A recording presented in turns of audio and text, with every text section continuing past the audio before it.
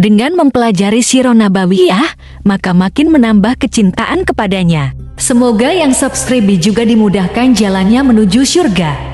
Silahkan tekan tombol like supaya postingan ini semakin tersebar.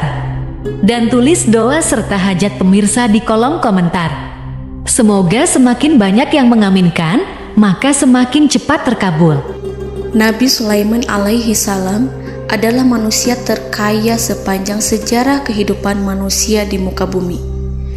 Dalam beberapa kitab suci seperti Al-Quran, Alkitab, dan Injil, Nabi Sulaiman alaihi salam dijelaskan sebagai manusia terkaya yang pernah hidup di muka bumi. Tidak ada satupun manusia yang bisa mengalahkan total kekayaannya hingga hari kiamat tiba. Para arkeolog telah menemukan situs peninggalan sejarah Islam yang mengungkap total kekayaan Nabi Sulaiman alaihi salam. Erez bin Yosef, seorang profesor sekaligus peneliti, ia menyatakan bahwa 3.000 tahun yang lalu Nabi Sulaiman alaihi salam diperkirakan memiliki kekayaan senilai 2,2 triliun US dollar. Dan apabila dikonversikan dengan nilai mata uang dolar hari ini, jika dirupiahkan, maka nilainya setara dengan 32.891.870 triliun rupiah. Profesor itu juga menjelaskan bahwa kekayaan Nabi Sulaiman alaihi salam berasal dari dua sumber, yakni istana kerajaan dan tambang tembaga. Nilai itu berkali-kali lipat lebih banyak dari total kekayaan negara Indonesia yang hanya mencapai 11.454 triliun per 30 Desember 2021. Nabi Sulaiman alaihi salam memiliki beberapa mukjizat. Di antaranya adalah dapat berbicara dengan bahasa binatang. Beliau dapat memerintah mereka untuk melakukan sesuatu. Beliau juga dapat mengendalikan besar kecilnya tekanan angin dan dapat mengatur ke arah mana angin akan berhembus. Sehingga dengan itu Nabi Sulaiman dapat memanfaatkan angin sebagai kendaraannya dan juga kendaraan tentaranya. Nabi Sulaiman juga bisa melunakkan besi dan membentuknya menjadi pakaian perang yang anti tusukan senjata tajam. Nabi Sulaiman juga memimpin para jin. Mereka tunduk dan patuh pada perintah Nabi Sulaiman alaihi salam. Tidak hanya setan, iblis laknatullah yang merupakan makhluk pembangkang dapat dibuat tunduk bertekuk lutut pada perintah-perintah Nabi Sulaiman. Nabi Sulaiman bisa melakukan teleportasi, yaitu berpindah dari suatu tempat ke tempat yang lain dalam waktu singkat. Peristiwa itu dibuktikan dengan pemindahan singgasana Ratu Balqis atas perintah Nabi Sulaiman. Nabi Sulaiman dikenal sebagai raja yang adil dan bijaksana. Nabi Sulaiman diberkahi kecerdasan yang luar biasa untuk menyatu padukan segenap kekuatan yang Allah berikan kepadanya. Ia mengelola dan membawa kerajaannya menjadi kekuatan raksasa yang tak terkalahkan di masanya dengan segenap kemampuan yang dimilikinya. Tentara Nabi Sulaiman adalah tentara terkuat di bumi tanpa ada yang menandingi. Pertanyaan mendasar yang muncul kali ini adalah dari mana sumber kekayaan dan kekuatan Nabi Sulaiman alaihi salam? Untuk mendapat jawaban dari pertanyaan itu, simak video ini sampai akhir. Sebelum itu, mari bantu channel ini terus berkembang dengan cara subscribe dan nyalakan tanda loncengnya.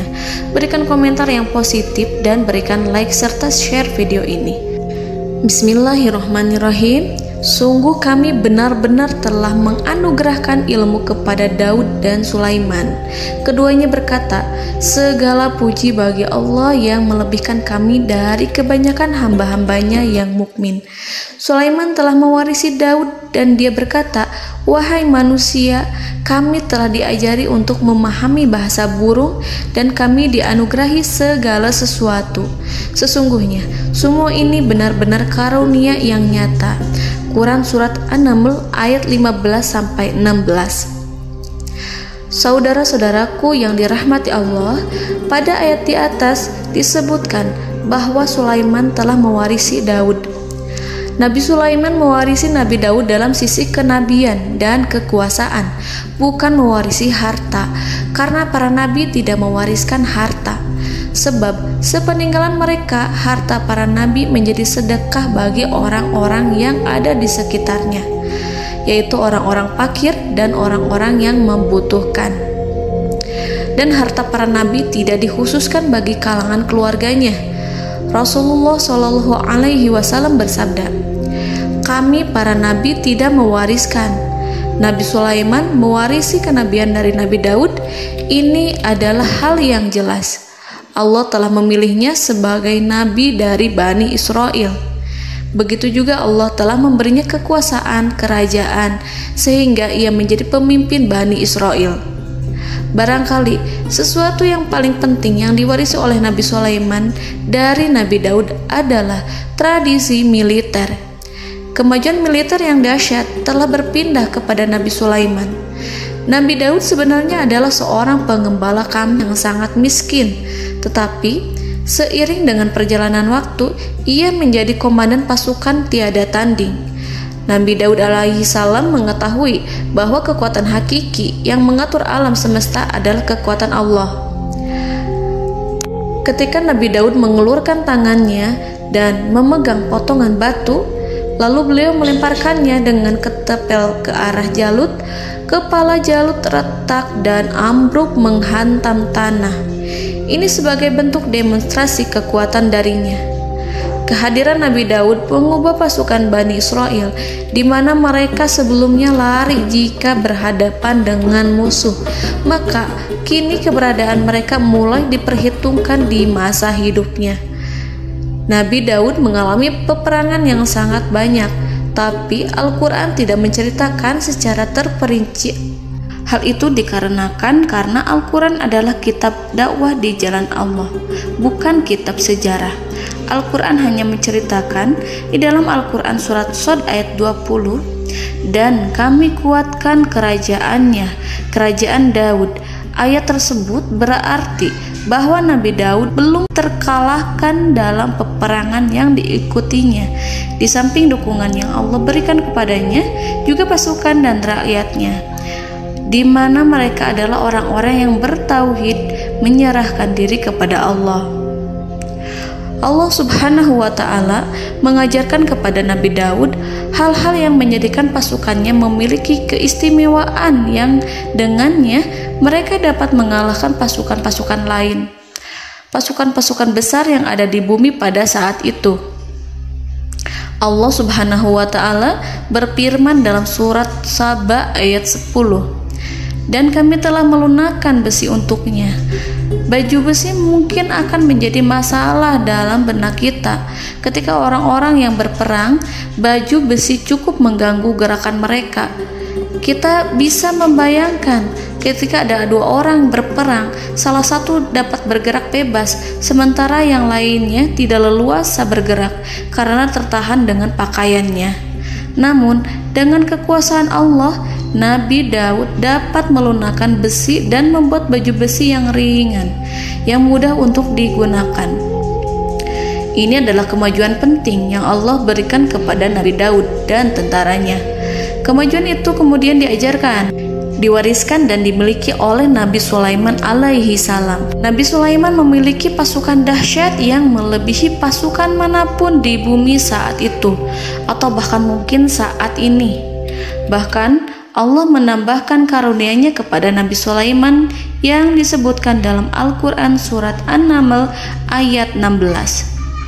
Dan Sulaiman telah mewarisi Daud, dan dia berkata, "Wahai manusia, kami telah diberi pengertian tentang suara burung, dan kami diberi segala sesuatu. Sesungguhnya ini benar-benar suatu karunia yang nyata." Saudara-saudaraku yang dirahmati Allah, pada suatu hari Nabi Sulaiman alaihi salam menengadahkan tangannya dan berdoa kepada Allah Subhanahu wa ta'ala. Antara hati Nabi dan Allah tidak ada penghalang, tidak ada jarak, tidak ada sekatan waktu, tidak ada satupun dari para nabi yang berdoa kepada Allah kecuali doanya pasti dikabulkan. Doa Nabi Sulaiman alaihi salam direkam dalam Al-Quran surat Shad ayat 35. Nabi Sulaiman berkata, "Ya Tuhanku, ampunilah aku, anugerahkanlah kepadaku kerajaan yang tidak dimiliki oleh seorang pun sesudahku." Nabi Sulaiman menginginkan dari Allah sesuatu kerajaan yang belum pernah diperoleh oleh siapapun setelahnya. Allah Subhanahu wa ta'ala mengabulkan doa Nabi Sulaiman dan memberinya kerajaan tersebut. Nabi Sulaiman mewarisi kekuasaan, kenabian, hikmah ilmu dari Nabi Daud alaihi salam. Orang-orang menyebut Nabi Sulaiman Al-Hakim, Sulaiman yang bijaksana. Kebijaksanaan Nabi Sulaiman tidak terbatas pada keadilannya di tengah-tengah manusia dan juga kasih sayangnya kepada mereka.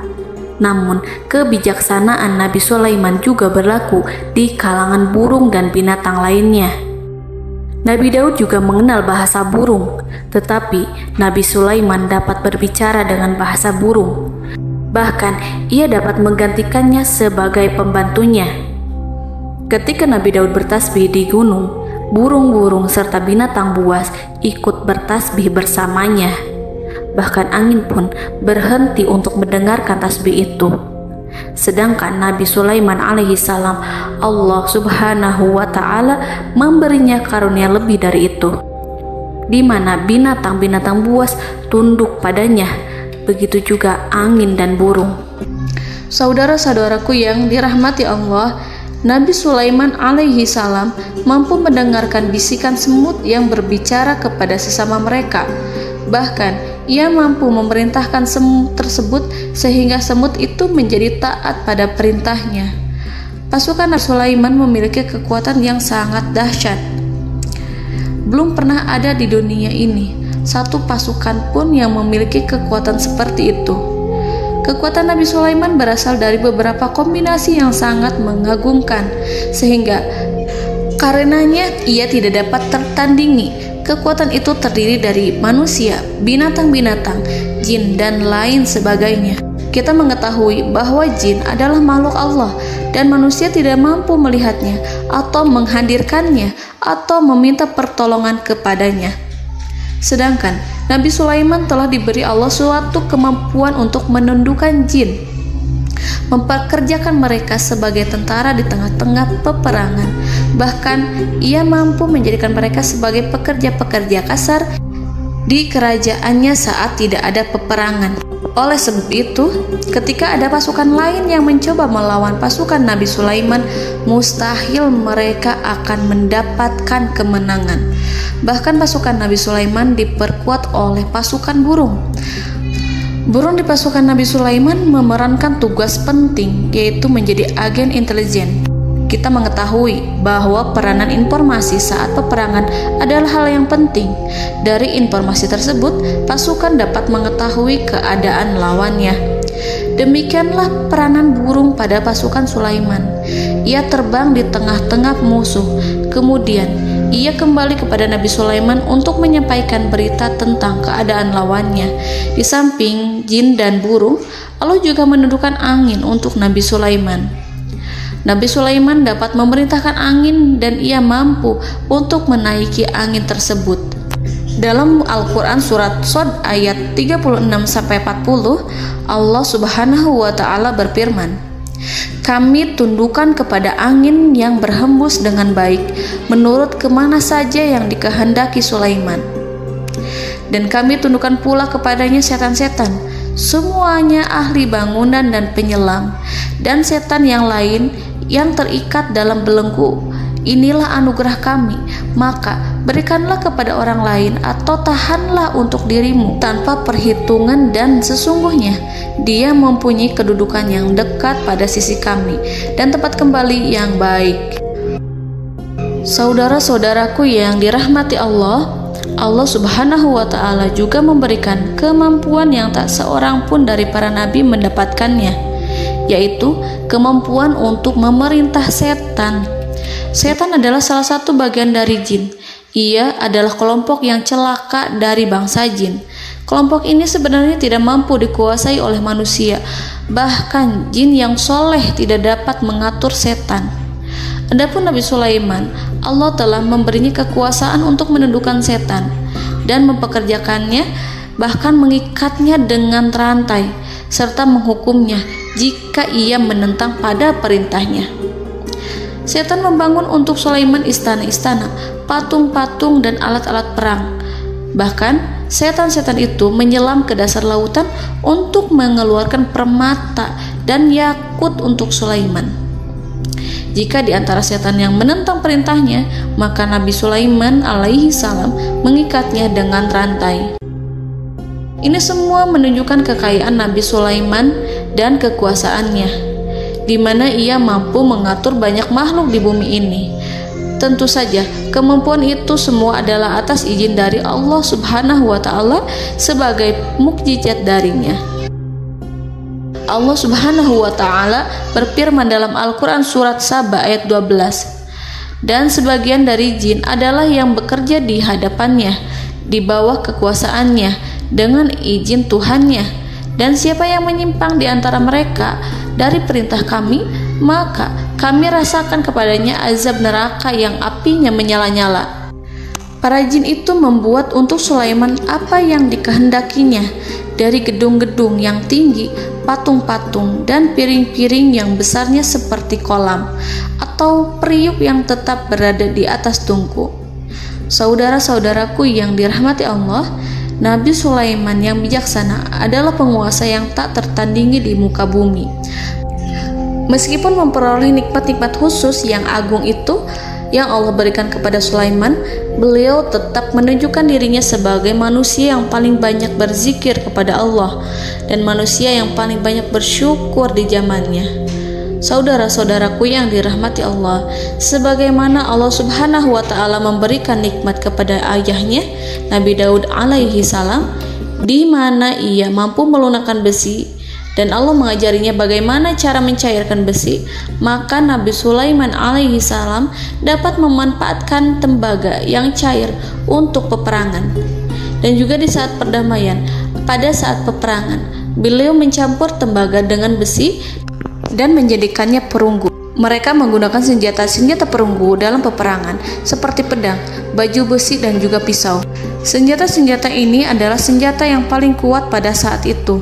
Sedangkan di saat damai, tembaga digunakan untuk membuat bangunan, perhiasan, dan sebagainya.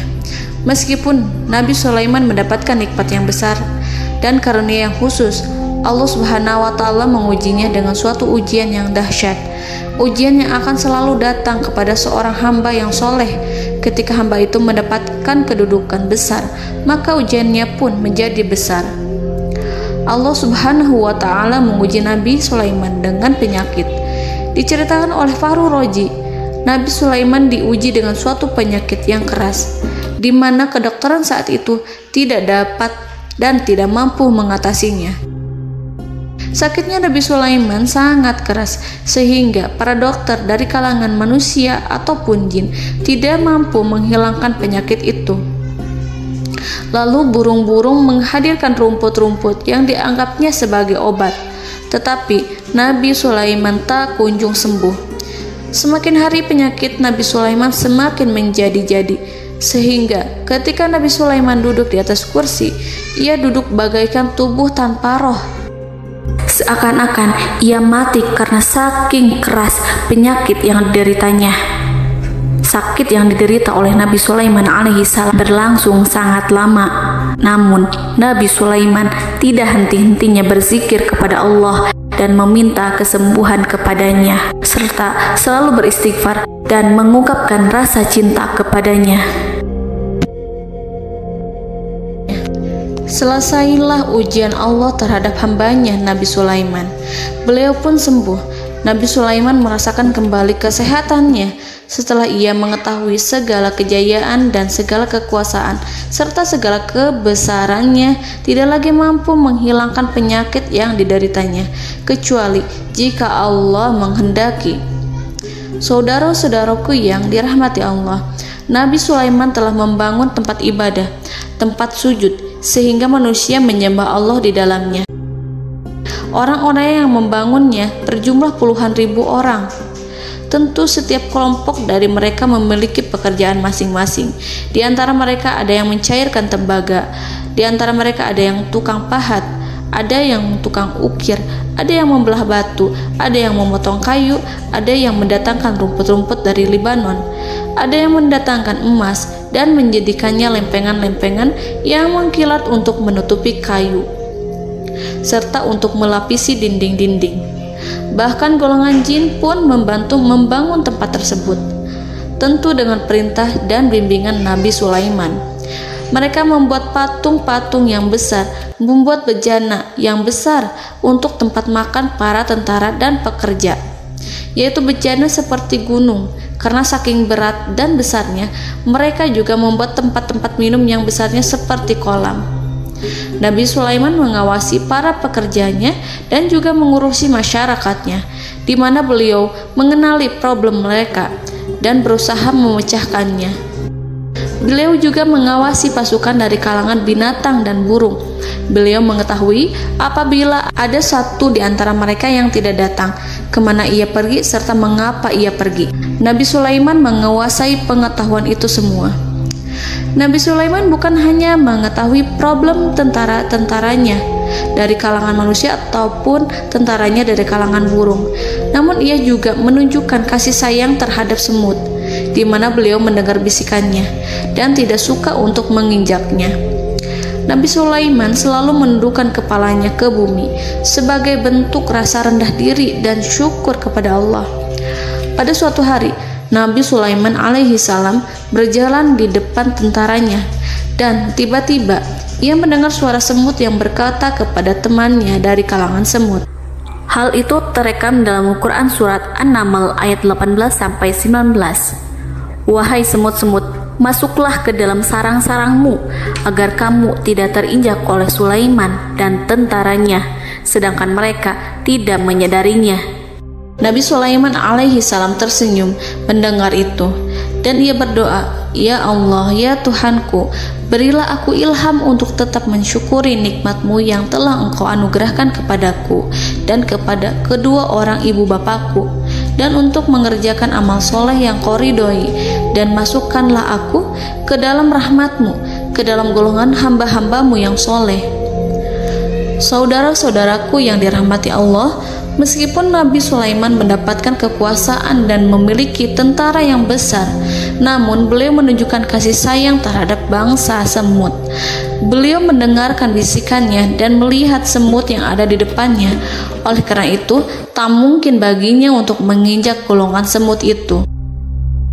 Nabi Sulaiman bersyukur kepada Allah telah memberinya nikmat, yaitu nikmat rahmat dan kasih sayang. Di samping itu, Nabi Sulaiman alaihi salam adalah orang paling kaya di dunia. Istananya terbuat dari kayu gaharu yang memiliki wangi harum. Istananya terbuat dari emas yang terkadang dari kristal. Beliau juga memiliki kursi besar yang terbuat dari emas dan permata. Istana Nabi Sulaiman merupakan istana yang paling besar di dunia. Nabi Sulaiman menggunakan pakaian dari emas dan permata.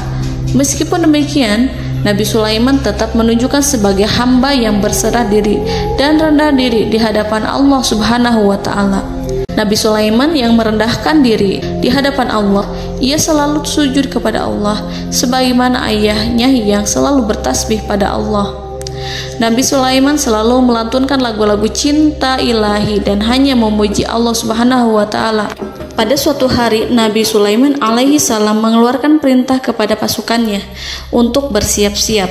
Kemudian, Nabi Sulaiman keluar dan memeriksa pasukannya satu demi satu. Kelompok yang pertama adalah kelompok manusia. Nabi Sulaiman memperhatikan kesiapan mereka. Lalu Nabi Sulaiman mengeluarkan perintah-perintah kepada mereka. Kemudian Nabi Sulaiman memeriksa kelompok jin dan menyampaikan perintahnya kepada mereka. Beliau memenjarakan jin yang tampak bermalas-malasan saat bekerja. Lalu beliau memeriksa binatang dan berkata kepada mereka, apakah mereka sudah makan dengan baik? Apakah mereka tidur dengan nyenyak? Apakah ada yang mengadu pada mereka, misalkan karena penyediaan makanan yang tidak layak? Apakah ada di sana yang sakit dan lain sebagainya? Ketika Nabi Sulaiman merasa puas dengan semuanya, Nabi Sulaiman memasuki tenda tempat berkumpulnya para burung. Nabi Sulaiman alaihi salam kemudian memasuki tenda tersebut, mengamati keadaan di sekitarnya, sehingga beliau mengetahui bahwa ada satu burung yang tidak hadir, yaitu burung hudhud. Mengapa aku tidak melihat burung hudhud? Burung-burung yang lain tampak terdiam sebagai penghormatan, dan mereka mendengarkan apa yang akan dikatakan pemimpin mereka. Nabi Sulaiman mengarahkan pandangannya pada semua burung dan tidak menemukan burung hudhud di antara mereka. Tak seekor burung pun yang mengetahui keberadaannya. Burung hudhud absen pada apel wajib kali ini. Nabi Sulaiman mulai menampakkan kemarahannya. Tiba-tiba, seekor burung kecil memberanikan diri untuk berkata kepada Nabi Sulaiman, "Wahai Nabi yang mulia, seharusnya hudhud ada bersamaku kemarin untuk melaksanakan tugas penyelidikan. Ia adalah pemimpin misi itu. Namun, burung hudhud belum datang. Oleh karena itu, aku tidak pergi bersamanya." Burung itu tampak gemetar. Nabi Sulaiman mengetahui bahwa hudhud tidak hadir dan tak seorang pun mengetahui kemana ia pergi. Burung hudhud pergi tanpa izin terlebih dahulu. Dalam keadaan marah, Nabi Sulaiman berkata, "Sungguh aku benar-benar akan mengazabnya dengan azab yang sangat keras, atau benar-benar menyembelihnya, kecuali jika ia benar-benar datang kepadaku dengan alasan yang jelas." Kawanan burung-burung mengetahui bahwa Nabi Sulaiman sedang marah dan telah menetapkan untuk menyiksa burung hudhud atau menyembelihnya, atau justru memaafkannya dengan syarat ia datang dengan membawa alasan yang dapat menyelamatkannya, atau dengan kata lain, burung hudhud dapat memastikan bahwa ia melaksanakan tugas yang penting. Nabi Sulaiman menunjukkan kemarahan yang besar sehingga siapapun akan merasa takut kepada Nabi Sulaiman yang marah. Nabi Sulaiman kemudian pergi dari tempat burung tersebut. Nabi Sulaiman masih memikirkan keadaan burung hudhud. Seharusnya burung hudhud menjadi bagian penting dari badan intelijen. Apakah ia pergi untuk menyingkap suatu, atau apakah ia pergi hanya untuk bermain-main? Nabi Sulaiman telah memperhatikan dan mengetahui bahwa burung hudhud adalah seekor burung yang cerdik dan juga fasih berbicara. Terkadang Nabi Sulaiman mendapati burung hudhud sedang bermain-main dan menunda-nunda pekerjaannya. Namun ketika Nabi Sulaiman melihatnya, burung hudhud memahami bahwa perbuatannya tidak benar.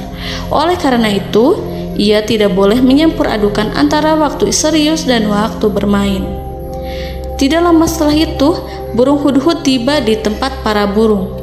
Burung-burung yang lain berkata kepadanya, "Wahai hudhud, pergilah engkau ke tempat Nabi Sulaiman. Jika ia mengetahui bahwa engkau telah sampai, jiwamu benar-benar terancam." Mendengar itu, burung hudhud segera beranjak. Ia terbang menemui Nabi Sulaiman. Pada waktu itu, Nabi Sulaiman sedang duduk bersama tentaranya yang lain. Burung hudhud berdiri. Ia telah merencanakan untuk memulai pembicaraan dengan Nabi Sulaiman sebelum Nabi Sulaiman bertanya kepadanya kemana dia pergi. Ini sebagai bukti bahwa hudhud telah melaksanakan suatu tugas yang penting. Dalam Al-Quran Surat An-Naml ayat 22, burung hudhud berbicara, "Aku telah mengetahui sesuatu yang kamu belum mengetahuinya, dan kubawa kepadamu dari negeri Saba suatu berita penting yang diyakini seakan-akan burung hudhud hendak berkata, 'Aku adalah hudhud yang miskin, tapi aku mengetahui apa yang tidak engkau ketahui, dan aku telah datang kepadamu dari kerajaan Saba dengan membawa berita yang sangat penting.'" Nabi Sulaiman tampak terdiam menunggu hudhud menyelesaikan kisahnya. Dalam surat An-Naml ayat 23-24, burung hudhud berkata, Sesungguhnya aku menjumpai seorang wanita yang memerintah mereka. Dia dianugerahi segala sesuatu serta mempunyai singgasana yang besar. Aku mendapati dia dan kaumnya menyembah matahari selain Allah. Dan setan-setan telah menjadikan mereka memandang indah perbuatan-perbuatan mereka, lalu menghalangi mereka dari jalan Allah, sehingga mereka tidak mendapat petunjuk. Burung hudhud diam. Nabi Sulaiman merasa bahwa hudhud menunjukkan kepasihan lisannya. Nabi Sulaiman berkata dalam Quran surat An-Naml ayat 27 sambil menunjukkan senyum manisnya.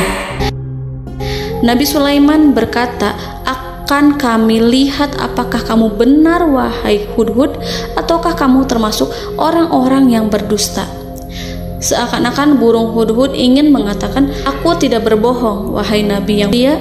Namun diamnya Sulaiman membuat takut sehingga burung hudhud terdiam. Nabi Sulaiman terdiam karena berpikir, lalu ia memutuskan sesuatu setelah itu. Beliau melihat kepada lainnya dan meminta secari kertas. Nabi Sulaiman menulis surat singkat dan menyerahkannya kepada hudhud serta memerintahkan kepadanya seperti yang dikatakan dalam Quran surat An-Naml ayat 28. "Pergilah dengan membawa suratku ini, lalu jatuhkanlah kepada mereka, kemudian berpalinglah dari mereka, lalu perhatikanlah apa yang mereka bicarakan."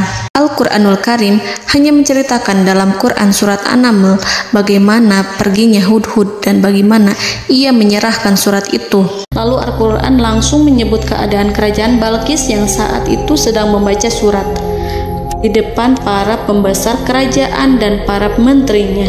Dalam Al-Quran surat An-Naml ayat 29-31 berkatalah Balqis, "Wahai pembesar-pembesar, sesungguhnya telah dijatuhkan kepadaku sebuah surat yang mulia. Sesungguhnya surat ini dari Sulaiman, dan sesungguhnya isinya dengan menyebut nama Allah yang Maha Pengasih lagi Maha Penyayang, bahwa janganlah kalian berlaku sombong terhadapku, dan datanglah kepadaku sebagai orang yang berserah diri." Saudara-saudaraku yang dirahmati Allah, dalam surat tersebut Nabi Sulaiman menyebutkan supaya mereka menyerahkan diri dan tunduk kepada perintah Nabi Sulaiman. Nabi Sulaiman memerintahkan agar mereka meninggalkan penyembahan terhadap matahari. Nabi Sulaiman tidak mempersoalkan akidah mereka dan tidak memuaskan mereka dengan apapun. Nabi Sulaiman hanya memerintahkan bahwa ia berada di atas kebenaran. Bukankah ia didukung kekuatan yang berlandaskan keyakinan yang dimilikinya?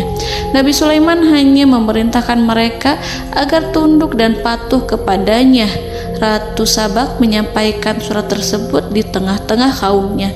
Dalam Quran surat An-Naml ayat 32 dijelaskan, "Dan berkatalah Balqis, wahai para pembesar, berilah aku pertimbangan dalam urusanku ini.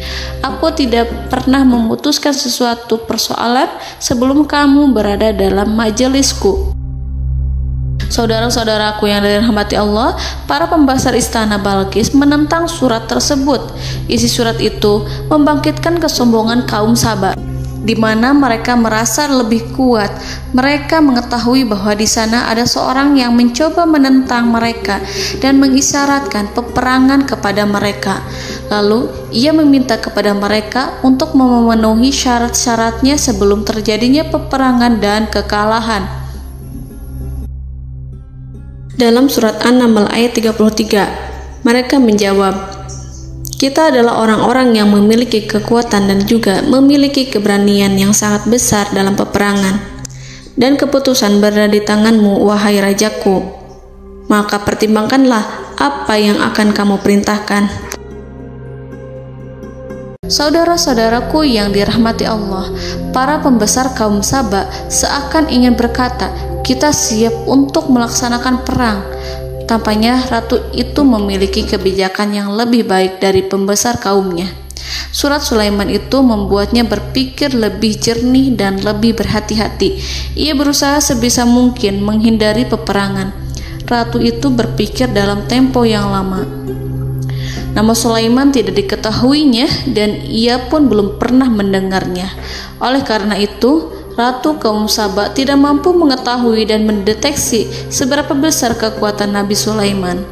boleh jadi Nabi Sulaiman memiliki kekuatan yang dahsyat sehingga ia mampu memerangi kekuasaannya dan mengalahkannya. Kemudian ratu memperhatikan apa yang ada di sekelilingnya. Ia melihat kemajuan masyarakatnya dan juga kekayaannya. Barangkali ia mengira bahwa Nabi Sulaiman iri terhadap kemajuan dan kekayaannya itu, sehingga Nabi Sulaiman ingin menyerangnya. Setelah mempertimbangkan isi surat Nabi Sulaiman dengan cermat, Ratu Saba memilih untuk tidak bersikap ceroboh dan bodoh. Ratu lebih suka untuk menggunakan bahasa kelembutan. Ia mengirim kepada Nabi Sulaiman suatu hadiah yang besar. Ratu mengira bahwa Nabi Sulaiman seorang yang ambisius, yang boleh jadi ia telah mendengar tentang kekayaan kerajaan Saba. Para utusan pergi dengan membawa hadiah dari Ratu Saba. Ratu berharap agar mereka dapat memasuki kerajaan Nabi Sulaiman dan akan mengetahui kondisi kerajaannya. Saat mereka pulang, Ratu ingin mendengar secara langsung dari mereka tentang bagaimana keadaan kaum Nabi Sulaiman dan pasukannya. Setelah mendapatkan informasi yang cukup, maka Ratu Balqis dapat membuat sesuatu keputusan yang tepat. Ratu menyembunyikan apa yang terlintas dalam pikirannya, lalu ia berbicara kepada pembesar istananya bahwa ia dapat menyingkap niat jahat Raja Sulaiman melalui cara mengirimkan hadiah kepadanya. Ratu lebih memilih cara tersebut dan menunggu reaksi dari Nabi Sulaiman. Ratu berhasil memuaskan para pembesar istana, dan untuk sementara ia menghilangkan ide untuk berperang. Karena para raja jika menyerang suatu desa, maka pemimpin desa tersebut adalah orang yang paling banyak mendapatkan kehinaan. Akhirnya, para pembesar kaumnya merasa puas dengan pikiran Ratu Balqis. Saudara-saudaraku yang dirahmati Allah, dalam surat An-Naml ayat 34-35 dijelaskan, Ratu Balqis berkata, "Sesungguhnya raja-raja apabila memasuki suatu negeri, niscaya mereka akan membinasakannya dan menjadikan penduduknya yang mulia menjadi hina. Dan demikian pula lah yang akan mereka perbuat. Dan sesungguhnya aku akan mengirim utusan kepada mereka dengan membawa hadiah, dan aku akan menunggu apa yang akan dibawa kembali oleh utusan itu." Kemudian sampailah hadiah dari Ratu Balqis kepada Nabi Sulaiman. Para intelijen Nabi Sulaiman memberitahunya bahwa utusan Balqis datang dengan membawa hadiah. Nabi Sulaiman langsung mengetahui bahwa Ratu Balqis itu sengaja mengirim orang-orangnya untuk mengetahui atau untuk mendapatkan informasi tentang kekuatannya. Lalu setelah itu ia akan mengambil keputusan atau mengambil sikap kepada kerajaan Sulaiman. Nabi Sulaiman segera memanggil semua pasukannya untuk berkumpul. Utusan Balqis segera memasuki istana Nabi yang dipenuhi dengan pasukan yang besar bersenjata.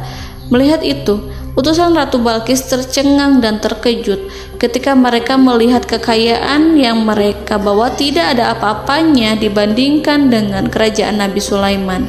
Hadiah mereka tampak tidak berarti. Emas yang mereka bawa tampak tidak memiliki makna saat mereka memasuki istana Nabi Sulaiman yang terbuat dari kayu-kayu pohon gaharu yang mengeluarkan bau yang harum serta dihiasi dengan emas permata. Para utusan Ratu Balqis berdiri bersama Nabi Sulaiman dan menyaksikan bagaimana Nabi Sulaiman mengendalikan pasukannya. Kemudian mereka mulai berpikir tentang kekuatan dan kualitas pasukan Nabi Sulaiman. Betapa kagetnya mereka ketika melihat di tengah-tengah pasukan itu terdapat singa, burung, dan tentara dari kalangan manusia yang mampu terbang.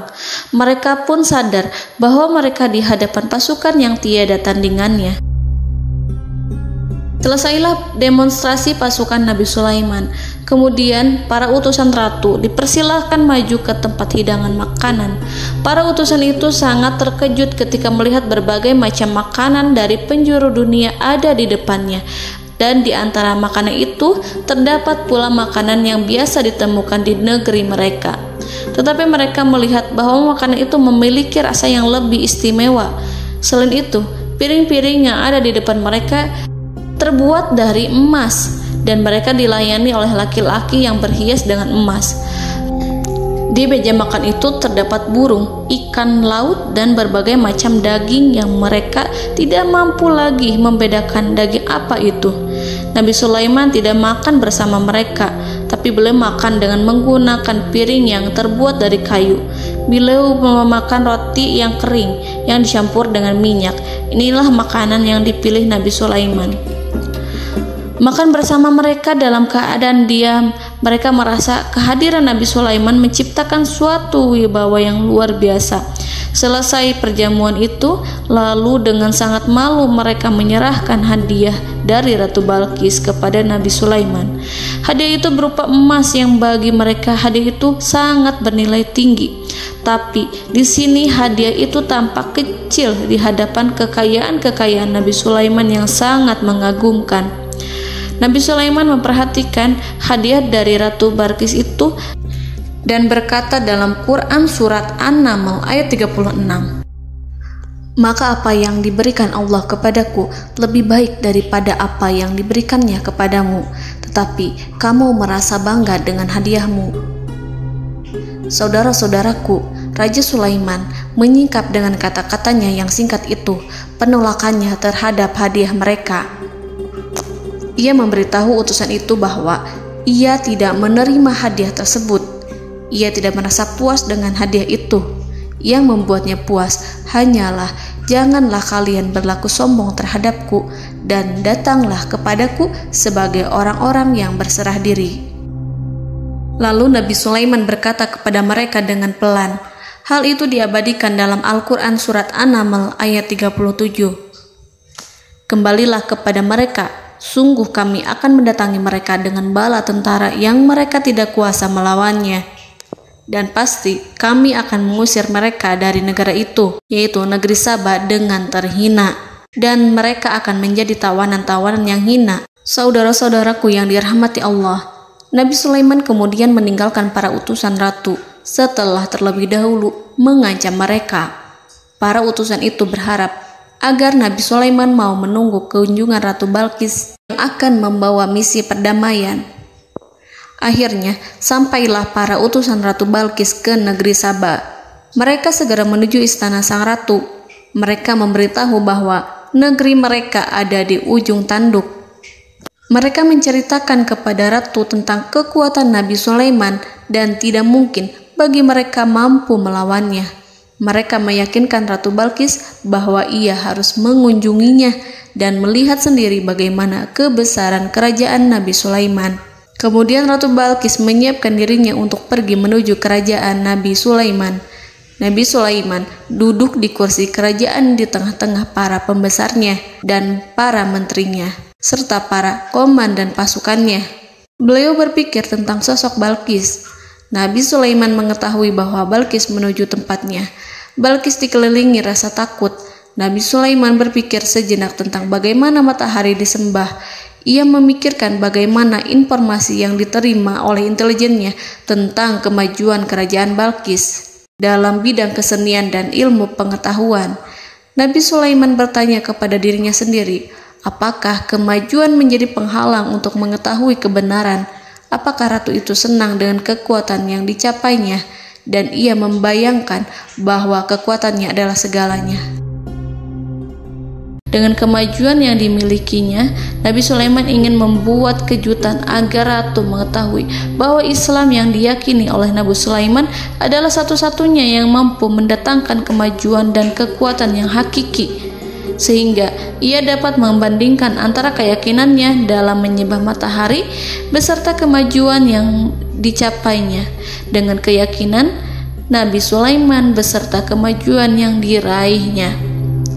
Saudara-saudaraku yang dirahmati Allah, para mata-mata Nabi Sulaiman telah memberitahunya bahwa hal yang sangat disegani dan dikagumi oleh kaum Balqis adalah kerajaan Saba, yaitu singgasana Ratu Balqis. Singgasana itu terbuat dari emas dan batu delima. Singgasana tersebut dijaga oleh penjaga yang sangat disiplin, di mana mereka tidak pernah lalai sedikit pun. Oleh karena itu, sangat tepat apabila Nabi Sulaiman menghadirkan singgasananya di sini, di kerajaannya. sehingga ketika ratu tiba, maka ia dapat duduk di atasnya. Nabi Sulaiman ingin membuat kejutan kepadanya dan menunjukkan bahwa kemampuannya tersebut yang berlandaskan pada keislaman. Nabi Sulaiman melakukan yang demikian itu dengan harapan agar si ratu tunduk kepadanya. Ide itu terlintas dalam diri Nabi Sulaiman. Lalu ia mengangkat kepalanya dan menoleh kepada anak buahnya.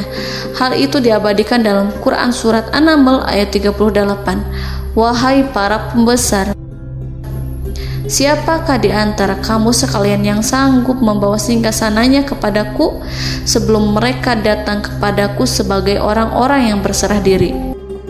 Saudara-saudaraku, perhatikanlah ungkapan pikiran Nabi Sulaiman tersebut.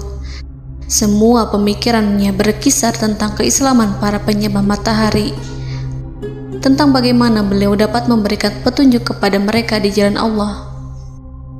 Yang pertama menjawab pertanyaan Nabi Sulaiman adalah jin Ifrit. Dalam Quran Surat An-Naml ayat 39, berkatalah Ifrit yang cerdik dari golongan jin, "Aku akan datang kepadamu dengan membawa singgasana itu sebelum kamu berdiri dari tempat dudukmu. Sesungguhnya aku benar-benar kuat untuk membawanya, lagi dapat dipercaya." Nabi Sulaiman berdiri dari tempat duduknya. Setelah 1 jam atau 2 jam, jin itu berjanji kepadanya untuk menghadirkan singgasana Balkis. Sebelum itu, istana Nabi Sulaiman di Palestina, sedangkan istana Balkis terletak di Yaman. Antara singgasana tersebut dengan singgasana Nabi Sulaiman berjarak lebih dari ribuan mil. Barangkali pesawat yang cepat sekalipun yang kita kenal hari ini tidak akan mampu membawa dan mendatangkan istana itu dalam waktu 1 jam. Tetapi masalahnya di sini, berhubung dengan kekuatan jin yang serba misterius, Nabi Sulaiman tidak mengomentari sedikit pun terhadap apa yang dikatakan oleh Ifrit. Nabi Sulaiman tampak menunggu tanggapan lain yang mampu menghadirkan singgasana Balkis yang lebih cepat dari jin Ifrit. Nabi Sulaiman menoleh kepada seorang yang di sana, yang duduk di atas naungan. Hal itu diceritakan dalam Al-Quran Surat An-Naml ayat 40. Berkatalah seseorang yang mempunyai ilmu dari Alkitab, "Aku akan membawa singgasana itu kepadamu sebelum matamu berkedip." Maka tatkala Sulaiman melihat singgasana itu terletak di hadapannya, ia pun berkata, "Ini termasuk karunia Tuhanku untuk menguji aku. Apakah aku akan bersyukur atau mengingkari nikmatnya? Dan barang siapa yang bersyukur, maka sesungguhnya dia bersyukur untuk kebaikan dirinya sendiri. Dan barang siapa yang ingkar, maka sesungguhnya Tuhanku maha kaya lagi maha mulia." Saudara-saudaraku, belum lama seseorang yang mempunyai ilmu dari Alkitab menyatakan kalimatnya, sehingga singgasana itu tiba-tiba ada di depan Nabi Sulaiman, yang mampu menghadirkan singgasana itu lebih cepat dari kedipan mata. Al-Quranul Karim tidak menyingkap kepribadian seseorang yang menghadirkan singgasana itu. Al-Quran hanya menggarisi bahwa orang itu mempunyai ilmu dari Alkitab. Al-Quran tidak menjelaskan kepada kita apakah ia seorang malaikat ataukah manusia ataukah jin. Al-Quran sengaja tidak menyingkap hakikat kitab yang dimaksud.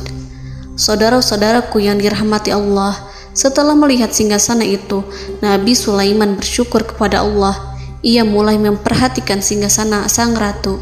Singgasana tersebut merupakan simbol pembangunan dan juga kemajuan, tetapi tampaknya ia hanya sesuatu yang biasa saja jika dibandingkan dengan kekuasaan dan kebesaran ciptaan yang dibuat oleh manusia dan jin di kalangan istana Nabi Sulaiman. Nabi Sulaiman memikirkan dalam tempo yang sangat lama singgasana Ratu Balkis itu. Kemudian beliau memerintahkan agar singgasana itu diperbaiki, sehingga saat Ratu Balkis datang, dia akan mengujinya. Apakah Ratu Balkis dapat mengenali singgasananya ataukah tidak? Dalam Al-Quran Surat An-Naml ayat 41, Nabi Sulaiman berkata, "Ubahlah baginya singgasananya, maka kita akan melihat apakah dia mengenal ataukah dia termasuk orang-orang yang tidak mengenalnya." Saudara-saudaraku yang dirahmati Allah, Nabi Sulaiman memerintahkan agar dibangun istana yang akan digunakan untuk menyambut Ratu Balkis. Nabi Sulaiman memilih tempat di laut, dan ia memerintahkan agar dibangun suatu istana di mana sebagian besarnya terdiri dari air laut. Nabi Sulaiman memerintahkan agar lantainya itu terbuat dari kaca yang tebal dan kuat, sehingga orang-orang yang berjalan di atas istana itu akan dapat melihat di bawahnya ada ikan-ikan berwarna-warni yang berenang-renang. Dan mereka akan melihat rumput-rumput laut yang bergerak-gerak. Akhirnya, selesailah pembangunan istana itu. Saking bersihnya kaca lantainya, sehingga tampak di sana tidak ada kaca. Burung hudhud memberitahu Nabi Sulaiman bahwa Balqis telah sampai dekat kerajaannya. Kemudian Ratu Balqis datang. Al-Quran tidak menyebutkan keadaan Nabi Sulaiman saat menyambut Balqis, namun Al-Quran menunjukkan dua sikap Ratu Balqis. Yang pertama, bagaimana sikap Balqis ketika pertama kali melihat singgasananya yang datang mendahuluinya, padahal ia telah meninggalkan pengawalannya untuk tetap setia menjaga singgasananya itu. Keadaan kedua adalah keadaan di depan istana yang dibangun untuk penyambutan Balqis. Istana itu penuh dengan permata yang berenang-renang di bawahnya ikan-ikan. Dalam Quran Surat An-Naml ayat 42 dijelaskan, dan ketika Balqis datang, ditanyakanlah kepadanya, "Serupa inikah singgasanamu?" Balqis menjawab, "Seakan-akan singgasana ini adalah singgasanaku. Kami telah diberi pengetahuan sebelumnya, dan kami adalah orang-orang yang berserah diri." Saudara-saudaraku, pada dialek di atas, Balqis melihat singgasananya dan ia tercengang saat mengetahui bahwa itu adalah singgasana miliknya. Namun kemudian ia mulai ragu karena melihat tidak sepenuhnya itu singgasana miliknya. Jika itu benar-benar miliknya, lalu bagaimana ia datang mendahuluinya? Dan bila bukan singgasananya, maka bagaimana Sulaiman dapat meniru sepersis dan seteliti itu? Padahal Sulaiman tidak pernah sekalipun ke kerajaannya. Nabi Sulaiman berkata saat melihat Balqis mengamati singgasananya, "Apakah ini singgasanamu?" Balqis terlihat sangat kebingungan, namun setelah itu ia menjawab, "Sepertinya benar." Nabi Sulaiman berkata, "Kami telah diberi ilmu sebelumnya dan kami sebagai orang-orang muslim." Saudaraku yang dirahmati Allah, melalui pertanyaan Nabi Sulaiman ingin mengisyaratkan kepada Balqis agar ia membandingkan antara keyakinannya beserta ilmu yang dicapainya dengan keyakinan Nabi Sulaiman yang muslim beserta pengetahuan yang telah diraihnya. Penyembahan terhadap matahari dan pencapaian ilmu yang dicapai oleh Ratu Balqis tanpa tidak ada apa-apanya dibandingkan dengan ilmu Nabi Sulaiman dan keislaman. Nabi Sulaiman telah mendahuluinya dalam bidang ilmu karena keislamannya. Karena itu, sangat mudah baginya untuk mengungguli Balqis dalam ilmu-ilmu yang lainnya.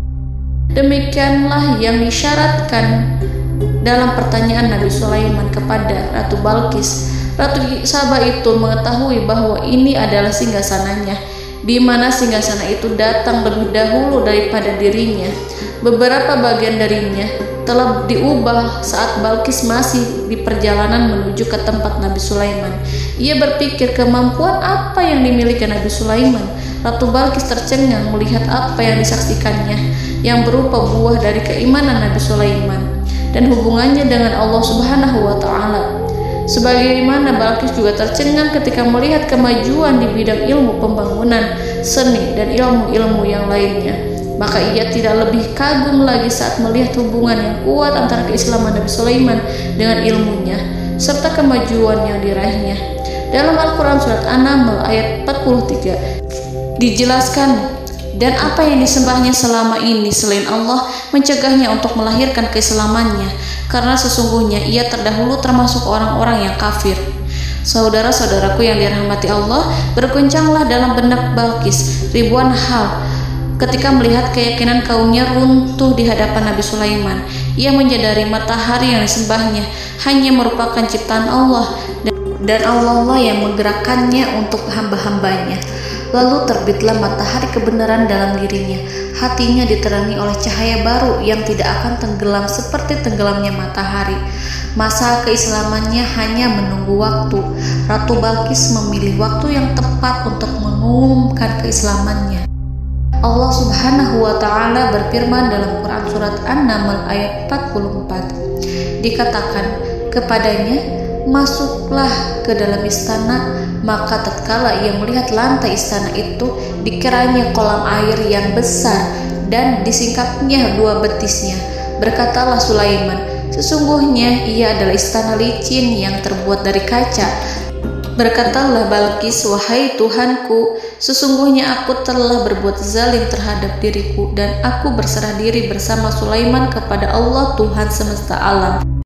Saudara-saudaraku yang dirahmati Allah, dikatakan kepada Balqis, masuklah ke dalam istana.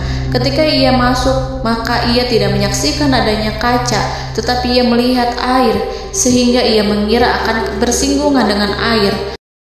Lalu ia menyingkapkan sedikit bajunya agar bajunya itu tidak basah. Nabi Sulaiman mengingatkannya tanpa melihatnya agar ia tidak khawatir terhadap pakaiannya, karena pakaiannya tidak akan basah sebab di sana tidak ada air. Itu sekedar kaca yang halus, yang saking halusnya sehingga ia tidak tampak. Pada kesempatan itulah Balqis mengumumkan keislamannya yang mengakui kelalimannya, dan ia menyatakan menyerahkan diri kepada Nabi Sulaiman dan kepada Allah Tuhan semesta alam. Lalu kaumnya pun mengikutinya dan mereka memeluk Islam. Balqis menyadari ia berhadapan dengan penguasa yang terbesar di bumi dan Nabi Allah yang mulia. Untuk pertama kalinya, wajah Sulaiman tampak dihiasi dengan senyuman yang menunjukkan kepuasannya sejak Balqis mengunjunginya. Demikianlah Nabi Sulaiman mewujudkan kejayaannya yang hakiki dan menyebarkan cahaya Islam di muka bumi. Saudara-saudaraku, Al-Quran tidak menyebutkan kisah Balqis setelah keislamannya. Para ahli tafsir mengatakan bahwa ia menikah dengan Nabi Sulaiman. Selain itu, ada yang mengatakan bahwa ia menikah dengan salah satu orang dekat Nabi Sulaiman. Ada juga yang mengatakan bahwa sebagian Raja Habasyah adalah keturunan dari buah perkawinan ini. Wallahu a'lam bishawab. Saudara-saudaraku yang dirahmati Allah, Nabi Sulaiman hidup di tengah-tengah kejayaan dan kemuliaan di bumi. Kemudian Allah menetapkan kematian untuknya, sebagaimana kehidupan Sulaiman berada di puncak kemuliaan dan kejayaan yang penuh dengan keajaiban yang luar biasa, maka kematiannya pun merupakan tanda-tanda kebesaran Allah yang penuh dengan keajaiban. Demikianlah bahwa kematiannya sesuai dengan kehidupannya, sesuai dengan kejayaannya. Allah berfirman tentang kematian Sulaiman di dalam Al-Quran Surat Saba ayat 14. Maka tatkala kami telah menetapkan kematian Nabi Sulaiman, tidak ada yang menunjukkan kepada mereka kematiannya itu kecuali rayap yang memakan tongkatnya. Maka tatkala ia telah tersungkur, tahulah jin bahwa kalau sekiranya mereka mengetahui yang gaib, tentulah mereka tidak akan tetap dalam siksa yang menghinakan. Saudara-saudaraku, kemampuan Nabi Sulaiman untuk menundukkan jin dan mempekerjakan mereka serta hubungan mereka dengan semua itu menimbulkan fitnah di tengah-tengah manusia dalam hal tertentu. Kematian Nabi Sulaiman merupakan batasan jawaban terhadap fitnah ini. Kami tidak mengetahui siapa yang mengklaim bahwa jin mengetahui hal yang gaib. Apakah itu setan yang terkutuk, atau jin yang bodoh, atau manusia yang tertipu? Kami tidak mengetahui siapa yang bertanggung jawab terhadap tersebarnya isu yang keliru ini. Yang kita ketahui adalah bahwa hal tersebut adalah mempengaruhi sebagian manusia dan jin.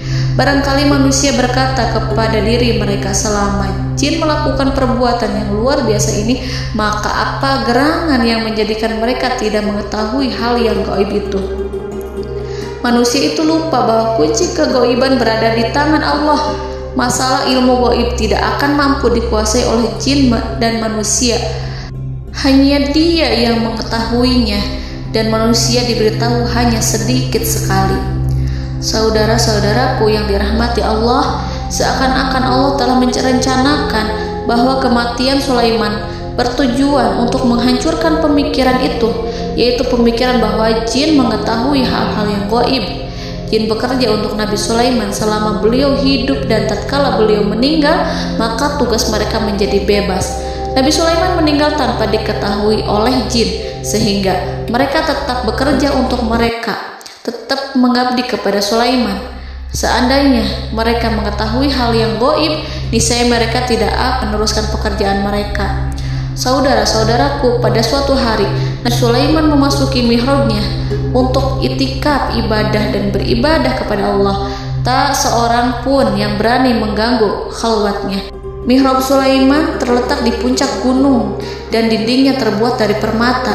Pada suatu hari, Nabi Sulaiman duduk bersandar pada tongkatnya dan ia tampak tenggelam dalam tafakur. Beliau berzikir pada Allah hingga rasa kantuk menguasainya. Lalu setelah itu malaikat maut menemuinya. Nabi Sulaiman pun meninggal. Beliau bersandar kepada tongkatnya. Jin melihatnya dan mengira bahwa beliau sedang sholat, sehingga mereka pun terus melanjutkan pekerjaannya. Berlalulah hari demi hari yang panjang. Datanglah rayap, yaitu semut kecil yang memakan kayu. Hewan itu mulai memakan tongkat Nabi Sulaiman. Rayap itu tampak lapar. Sebagian dari tongkat Nabi Sulaiman dimakan beberapa hari oleh rayap itu. Ketika yang dimakannya semakin bertambah, maka tongkat itu pun menjadi rusak dan kemudian jatuh dari tangan Nabi Sulaiman alaihi salam.